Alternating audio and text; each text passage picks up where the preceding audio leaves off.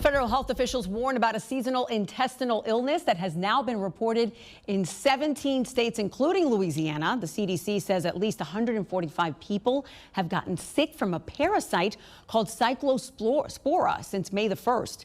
We're talking 20 have been hospitalized. This bug spreads when people eat or drink something contaminated, often produce or water, and it can cause frequent watery stool, stomach cramping, bloating, nausea, fatigue, and low-grade fever.